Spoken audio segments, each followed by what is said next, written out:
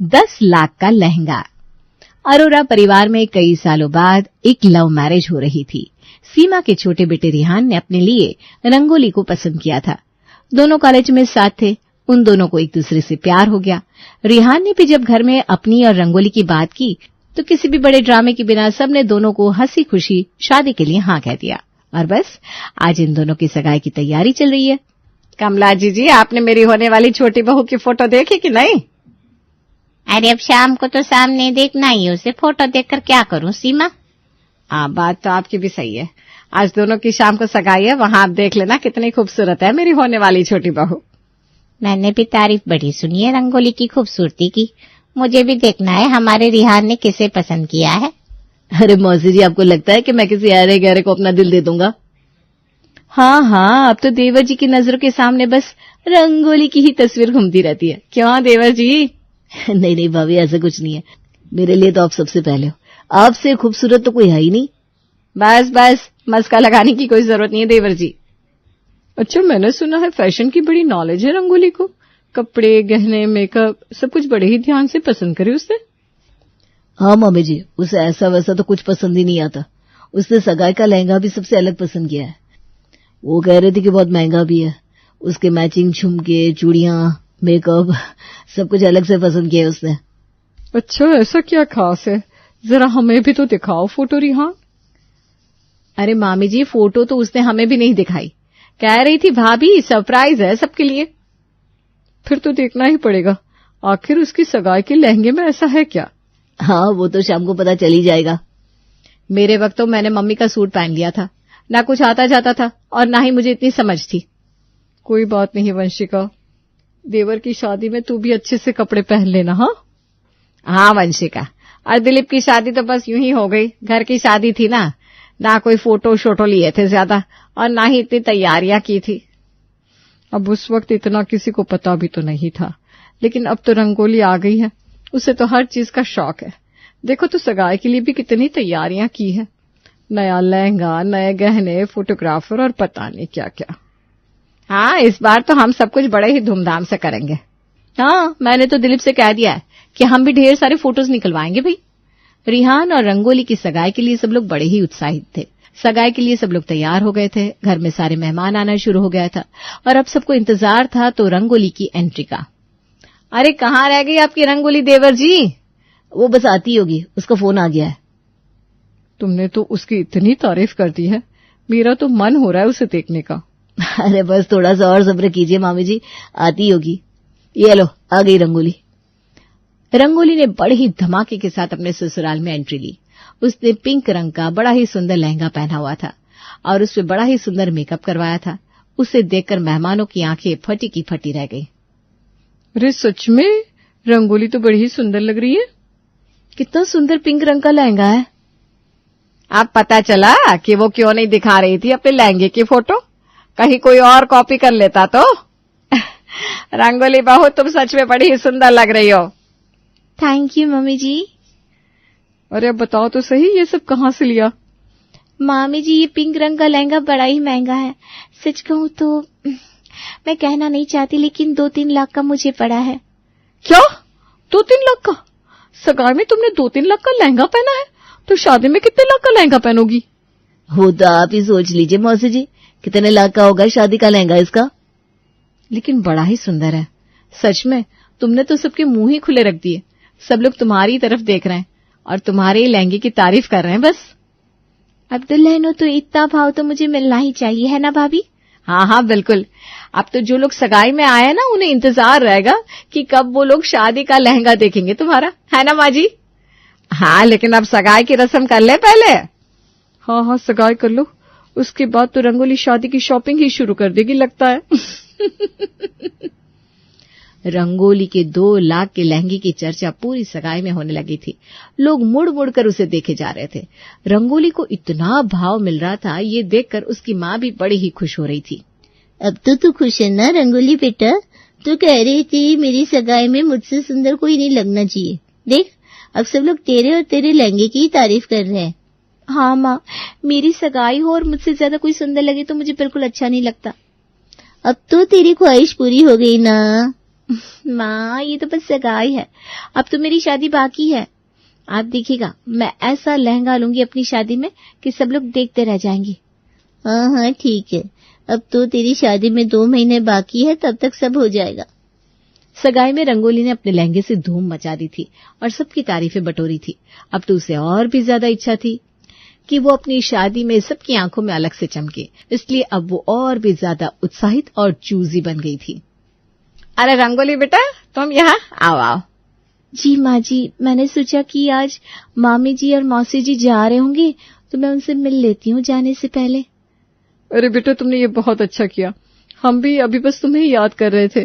कल सगाई में तुम सबसे प्यारी लग रही थी। हाँ, हमने आज तक इतना सुंदर लहंगा कभी नहीं देखा। सच में वो 2 लाख का है क्या बेटा?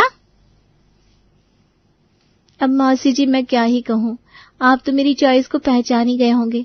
मुझे ऐसी वैसी चीजें पसंद ही नहीं आती। 2 लाख का लहंगा पसंद आया तो मैंने ले लिया। लेकिन अब शादी में तुमने क्या सोचा है? कितने लाख का लहंगा लेने वाली हो बेटा? देखती हूँ, अगर कोई 8-10 लाख तक का मिल जाता है तो ठीक है। 8-10 लाख का लहंगा?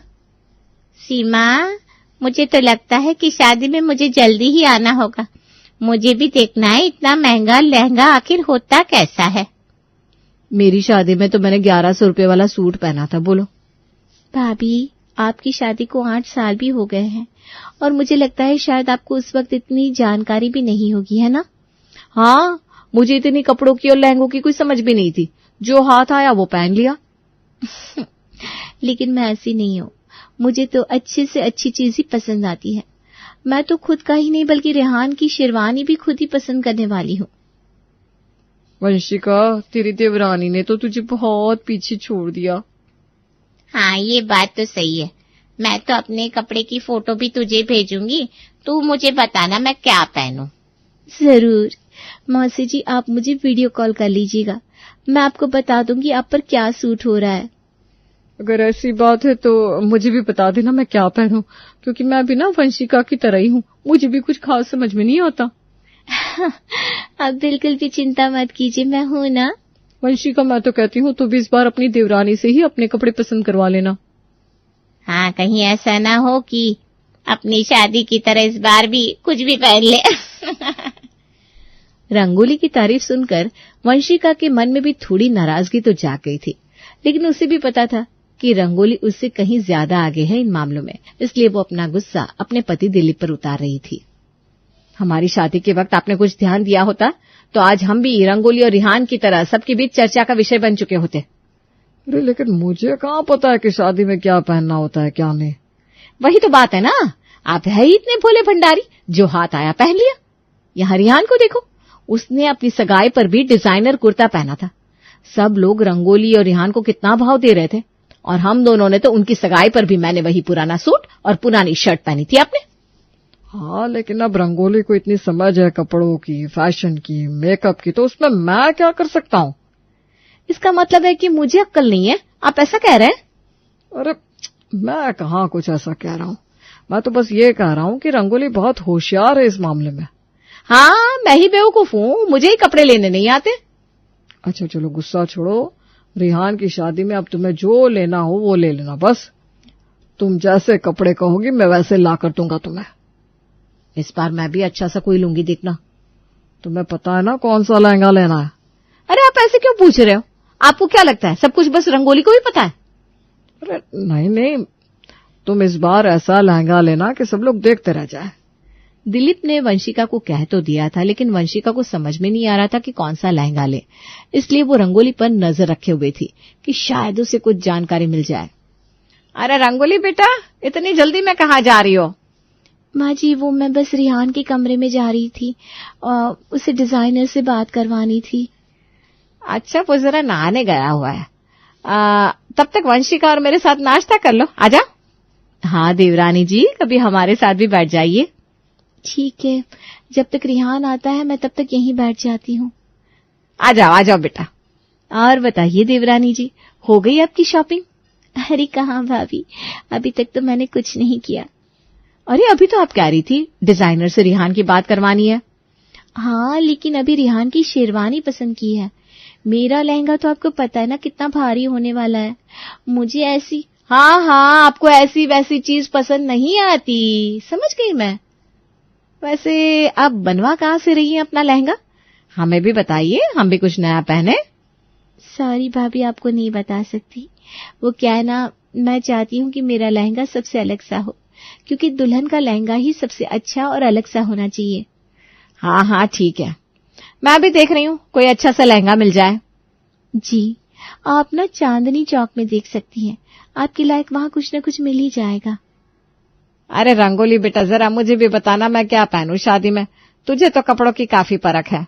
बिल्कुल मम्मी जी, मैं आपको कुछ सूट्स दिखाती हूँ। हाँ, बताओ बेटा। ये तो बताने से रही, अब मैं क्या करूं।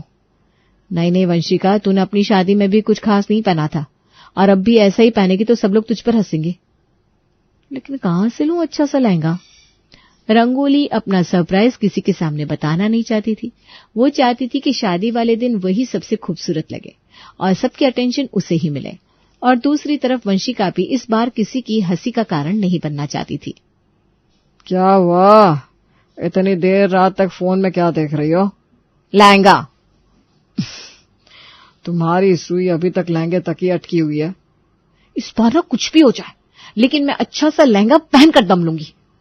देखो, तुम अच्छा सा लहंगा लो, मैं मना नहीं कर रहा हूं, लेकिन ये मत सोचो कि रंगोली के 10 लाख के लहंगे से अच्छा होगा, क्योंकि 10 लाख के लहंगे के सामने किसी का भी लहंगा फीका ही लगने वाला है।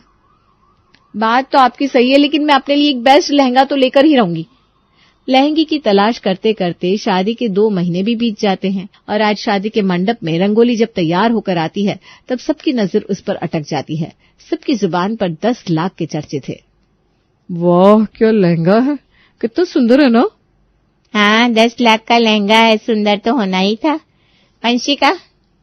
वंशिका देख। अरे वंशिका कहाँ है? पता नहीं, बारात के साथ तो हमारे साथ ही आई थी, फिर पता नहीं कहाँ चली गई। अरे वो कपड़े बदलने गई है, बस आती होगी। अरे कपड़े बदलकर क्या फायदा, रंगोली के सामने तो। अरे वंशिका को तो देखो जरा। ये वंशिका है? ये तो दुल्हन से भी सुंदर लग रही है इस लहंगे में। सच कहा, इतनी सुंदर तो वो अपनी शादी में भी नहीं लगी जितनी सुंदर आज लग रही है। मुझे तो पता ही नहीं था कि वंशिका ने इतना सुंदर लहंगा लिया है। मुझे पता होता तो मैं भी उससे ही कहती मेरा लहंगा पसंद करने को। सच कहा, रंगोली का लहंगा इस वंशिका के सामने पानी भर रहा है। प्रणाम मौसी जी, मामी जी, क्या हुआ? अरे तू तो छुपी रुस्तम निकली वंशिका, तूने तो रंगोली के 10 लाख के लहंगे को भी पीछे छोड़ दिया। अब अपनी क्या तारीफ करूं मैं मामी जी। कितने का लिया लहंगा? मौसी जी, ये कोई ज्यादा महंगा नहीं है, बस 10,000 का है। क्या, बस 10,000 का? रंगोली ने तो खामखा इतने पैसे खर्च करती है। रंगोली को तुझसे पूछना चाहिए था लहंगा पसंद करने से पहले। शादी में सबकी नजर अब रंगोली पर नहीं बल्कि वंशिका पर अटक गई थी।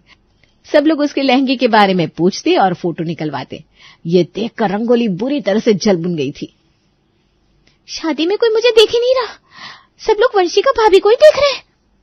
तुम्ही ने तो उन्हें कहा था ना चांदनी चौक से लहंगा ले लेना, खुद तुम्हें उन्हें नहीं बता रही थी अपने लहंगे के बारे में। ज्यादा मत बोलो, तुम समझे? अरे मैं कहाँ कुछ कह रहा हूँ, मैं तो बस इतना कह रहा हूँ कि कभी किसी को कम नहीं समझना चाहिए। तुम बस घर चलो, फिर मैं तुम्हें बताती हूँ।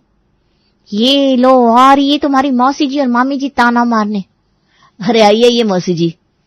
मानना पड़ेगा तुम्हारी जिठानी को, रंगोली तुम्हें पीछे छोड़ दिया उसने। अरे जितनी उसने खुद की शादी में कुछ नहीं किया था, उतना तुम्हारी शादी में उसने बाजी मार ली। रंगोली बेटा, अगली बार से तुम्हें लहंगा लेना हो ना तो वंशिका से पूछ कर ही लेना, ठीक है? खामखा तुमने 10 लाख रुपए खर्च कर दिए। अरे मैंने तो ऐसे ही कहा था 10 लाख का लहंगा है, मेरा लहंगा तो बस 12,000 का है। लेकिन मेरा झूठ मुझ पर ही भारी पड़ गया। सोचा था सबकी अटेंशन मिल जाएगी, लेकिन मेरी जेठानी तो सच में बाजी मार गई।